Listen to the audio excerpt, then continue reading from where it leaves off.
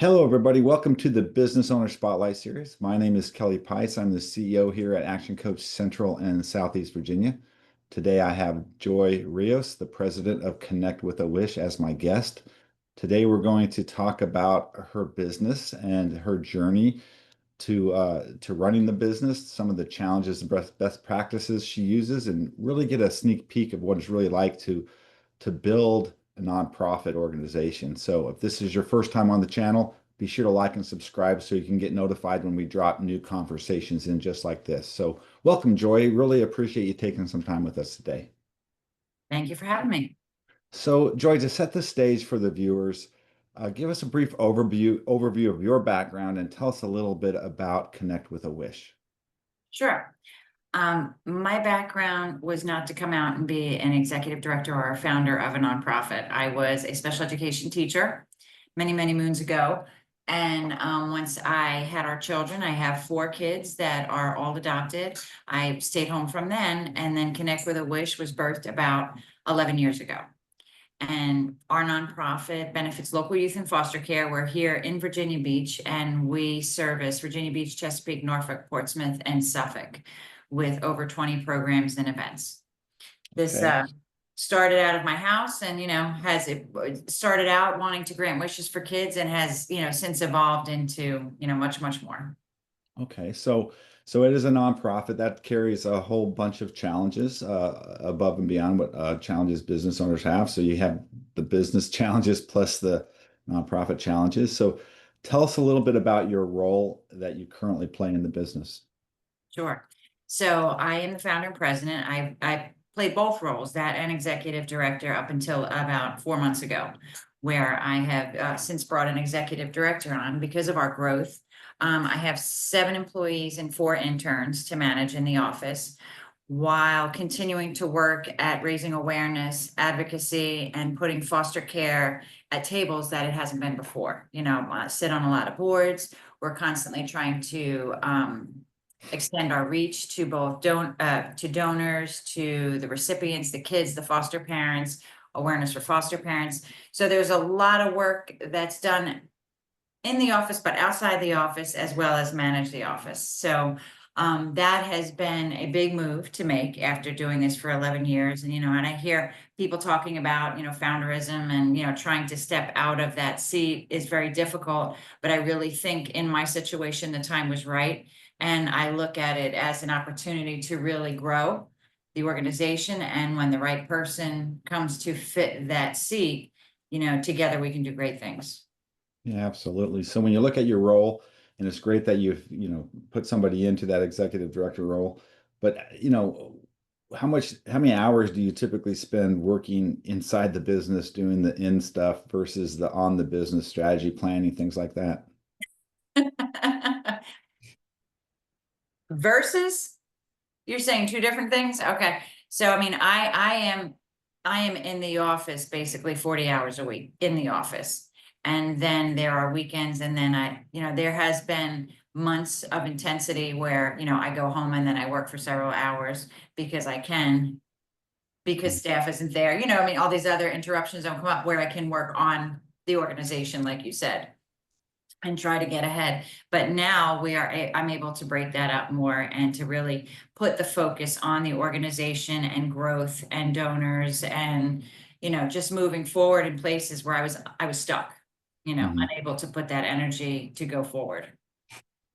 Okay, so I know you have we talked earlier, and you have some really great things that you're doing. So what makes your business so special? So like I mean, who does your business serve? If I was in the audience, how would I know if what you do, whether it's a service or something that I should get involved with or that I could utilize? So with foster care, I would say everybody knows it's out there, but not most people. I have spent a lot of time in 11 years really educating everyone about what it means to be in foster care, and what kids have and don't have, and the population of kids. Like in the state of Virginia, we have 5,000 kids in foster care. Only half of those kids will graduate high school. 3% will go to college, and 40% will be homeless when they age out the first year. And 50% of every homeless population, half of them, or half of every population of homelessness have spent time in foster care.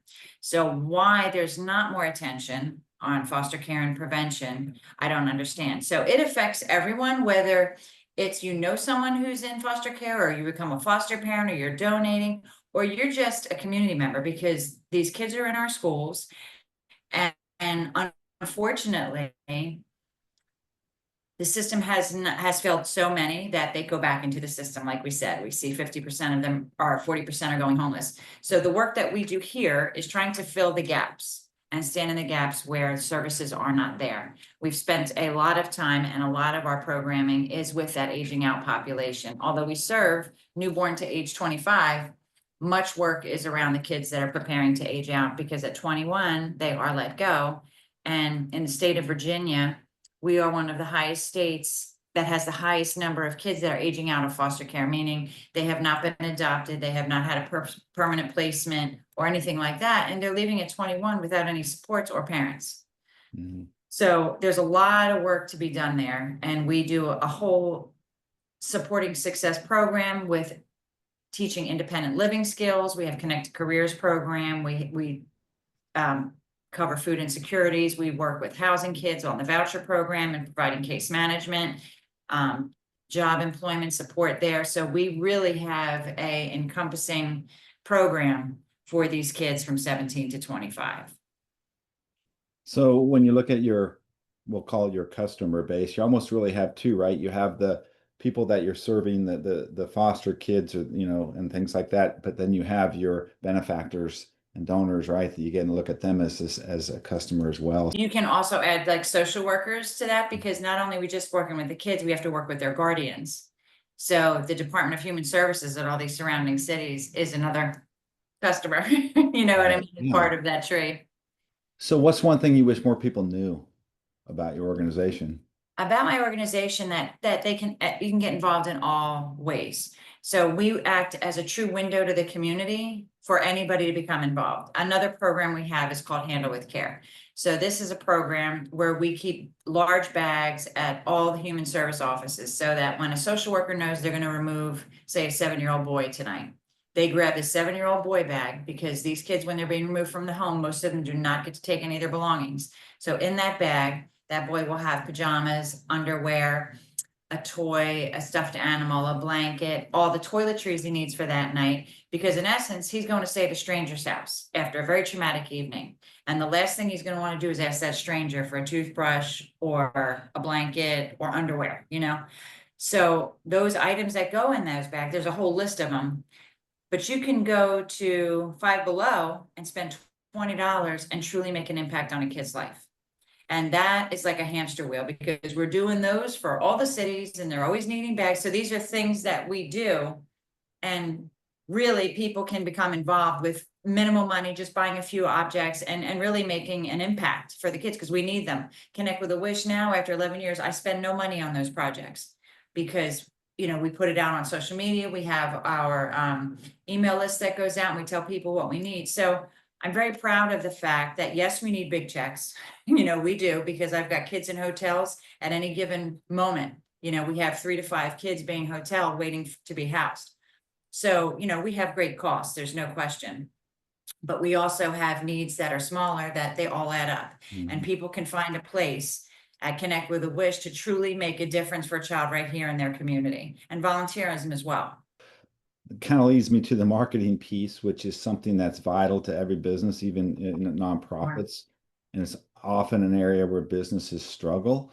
So I'm always curious as to what people are doing and how they're doing it. And so, I mean, what are you doing for marketing? What percentage of your budget do you utilize for marketing?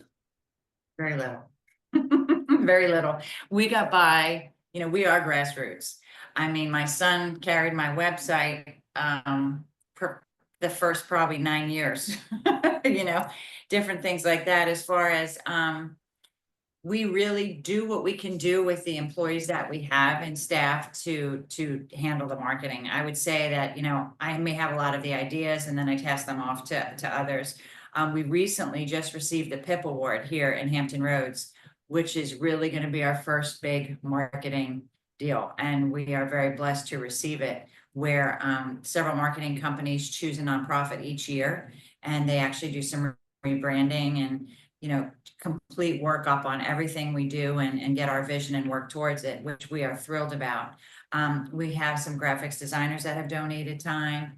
So we really have spent little money as far as real outward marketing. I mean, flyers and advertising for a fundraiser it's minimal compared to what a lot of other places do. Mhm. Well, what different strategies do you use? I mean, social media is really our biggest thing. We have that. We have our constant contact email, but on social media, we spend a lot of time really trying to stretch that out because the needs that we have, we're very fortunate with posting them on social media, and we get what we ask for. I mean, need a better dresser, whatever it might be. We've been very fortunate with that. And then, we show up. We show up at a lot of places. That's one thing that, we'll do weekends and after hours. If there's community events, we're showing up. Connect with a Wish is definitely trying to show up wherever we feel that we could be relevant to the population, and we're there. And I would say that we've spent, it's not money, but it's time. We spend a bunch of time focusing on your organization and sharing some of the things that you're doing. I'd love to take a step back and dive into your journey a little bit more. So, why did you choose to start this nonprofit and do what you do with it? Sure. My oldest daughter is 25, and as I mentioned, my kids are all adopted, and she had a very unconventional adoption that she started out in foster care. And way back then, I was young, and my idea of foster care is probably what, like many people don't understand it. My thought in my head when I found that my daughter was in foster care as a newborn, all I could think of that she was in a dirty diaper in a corner somewhere, possibly not being fed. And this just kept running through my head until fast forward a few days later, I meet this amazing foster mom who took care of my daughter and another newborn, and then had a child of her own. Everybody was dressed to the T. She was on a schedule for feeding. And I just looked at her like I was blown away by people who are making this sacrifice to take care of other people's children, whether it be for 2 days or 2 years. They're willing to do that. And it's happening out there, but until you really see that happen, it's incredible, you know. And since then I have met many life-changing people who are doing this work. And unfortunately, there's also a lot out there that were in my mind that are not doing it for the right reasons, not becoming foster parents for the right reason. And the need is so great for support for these kids. But anyway, that planted the seed 25 years ago. And I thought, I need to know more about this. But then I started a pretty good family size, and we were busy. And then years went on, I would volunteer with different opportunities. And then I had people start following me every year saying, what else do you do if you're helping out at Christmas time? Like, I don't do anything else, but maybe I can, And then one Christmas break, my family sat around and I said, I think we could do wishes for kids in foster care, not just at Christmas time. I think that this is something that, I've got a lot of people behind me asking how they can help. Companies, businesses want to get involved. Maybe we can do this. And once I met with Department of Human Services, told them what I want to do, they said, that's great. But we have kids that don't even get recognized on their birthdays. And then our first wish came in and it was for a bed. And I thought, that's not a wish for a kid. This 10-year-old kid doesn't, I mean, that's not his wish. He needs to have a bed, and then he needs to think about something else, Right. So, the wish program obviously became wishes. Things like dance lessons. If a kid really wanted the Nike Air Jordan sneakers, we did that, but we try to encourage things like dance lessons, things that are not social services. There's no government, there's no funding for those things, but kids should be able to have those opportunities, especially kids in struggle like that. So we do those things, and then yet we do the beds, we do all these other things, but they're not wishes, they're necessities, and we take care of those Right. as well. It's amazing how many gaps there are. But so when I came into it, obviously the gaps just kept showing up, and we would just keep creating programs to try to fill them. Wow.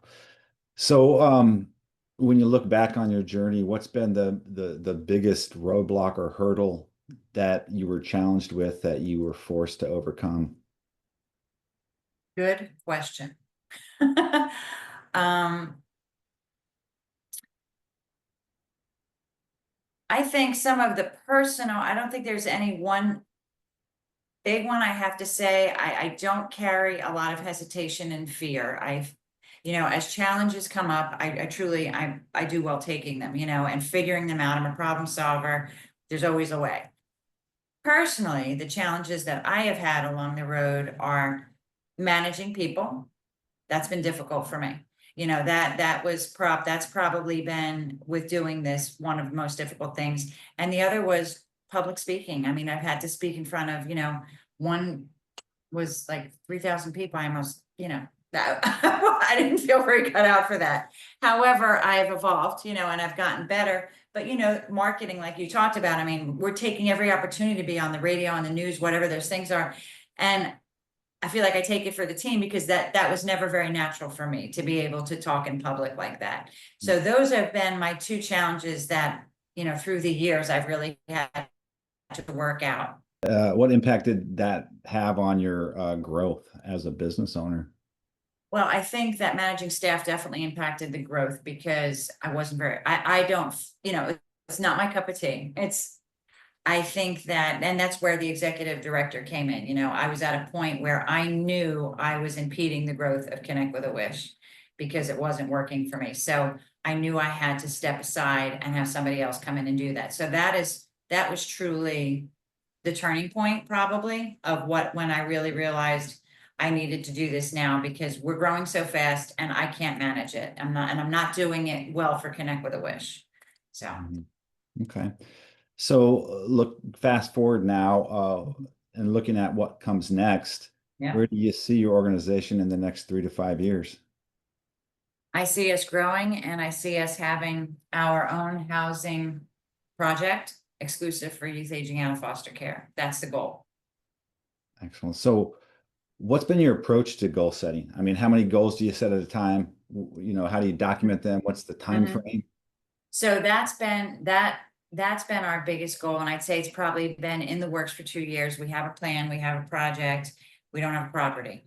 So that's the biggest thing. And in the meantime, we have mini goals set where we're expanding throughout the cities to be able to offer these vouchers to surrounding cities as well. Right now, we're exclusive to Virginia Beach. We're waiting for Norfolk and Chesapeake and Portsmouth to come on board. We are, Virginia Beach has been a model. ConnectWithAWish, DHS, and Housing Department together has been a model throughout the state for a way to house these kids with fostering youth initiative vouchers. We provide the case management piece, which is required. So we're trying to expand through the other cities. And as we're doing this, and as we're perfecting the program, we are looking ahead to how to make this housing project work with these wraparound services and what we can offer these kids under our own roof. And we're out there meeting with the cities and housing and Virginia housing and learning and continuing to move forward with feasibility studies, audits, different things to really take those next steps to bring people on board to really buy in to where we want to go.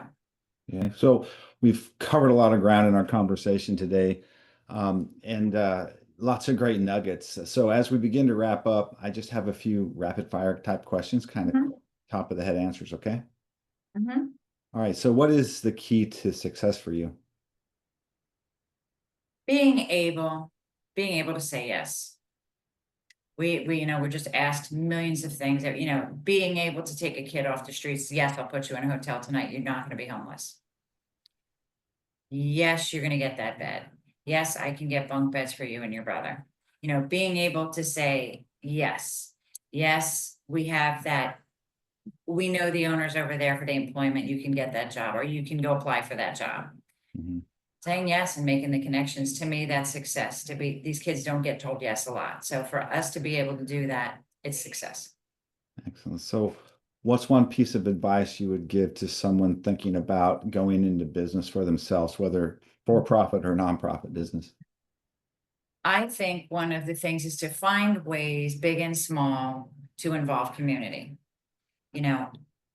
Most people, a lot of times people are turned off when they hear nonprofit. They think you're just looking for a check, but I think if you can be creative to find ways to really have the community have buy-in, and meet them where they are. Not everybody's in the same spot and can offer the same things, Mhm. But if you can find ways to bring people in at different levels for different reasons, I think that you can be successful with growth.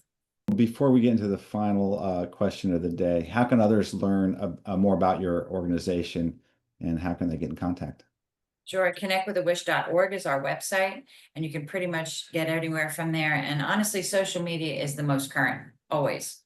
We'll post events on there, our needs, what's coming up, fundraisers, whatever it might be. Last question of the day. What inspires you most these days? These days, after doing this for 11 years, it's when I hear from my 24-year-olds now that I've known for 11 years and they come back with kids, or they'll come back. And recently I've had a few come back and I'll say, so what do you need? I'm so used to the kids coming to me for thing. I don't need anything, Miss Joy.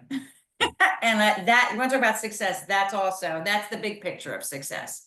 Yeah. That, we've been with these kids for 10, 11 years, and now they're out there doing it on their own without assistance. That is assistance. That's the true ending of success. But that drives me because I know where they've come from and I know who they were when I met them, and to see them functioning in the community successfully and a loving family, pure joy. Yeah, I can imagine that is. Well, Joy, that wraps up the interview. Really nice job. Thanks for taking time with us today. Sure, thank you.